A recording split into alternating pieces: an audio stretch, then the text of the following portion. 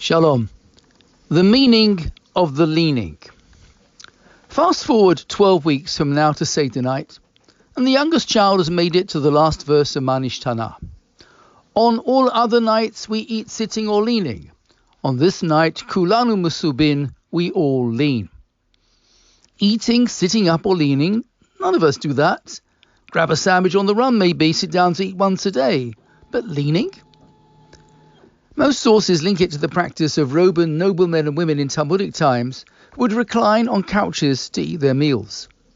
On Seder night, whoever we are, we act as if we are free nobility with the leisure to recline at a meal. Yet the Midrash establishes a fascinating link to a verse at the beginning of this week's parashah. When God led us out of Egypt, he took us a roundabout route. Vayasev Elokim et ha'am. God turned the people round. The Midrash notes a link between the word Vayasev, he turned, and the word Vayesev, he reclined, and says, from here we see that even a poor man must recline when he eats at the Seder. What relationship can there be between the Israelites taking a longer route out of Egypt and a poor person reclining at the Seder? The late Rabbi J.B. Soloveitchik explains that the road to freedom is never short and direct. It is long and meandering.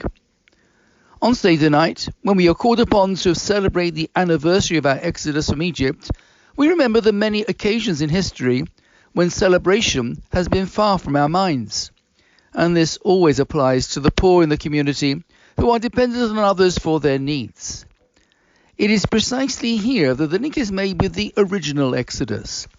Reclining Vayesev recalls meandering Vayasev. That generation had to wander for 40 years before they reached the Promised Land. This means that leaning at the Seder is not simply banquet etiquette. It recalls the faith of our ancestors on their long march to freedom.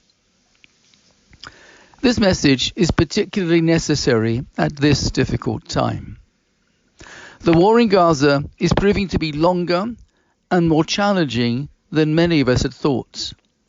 We need to remind ourselves that this is the lesson of Jewish history. Until the era of the ultimate redemption, there will always be setbacks.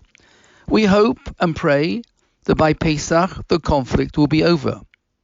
But if it is not, we will recline at the Seder, recalling that God's route to freedom is not always the shortest distance between 2 points.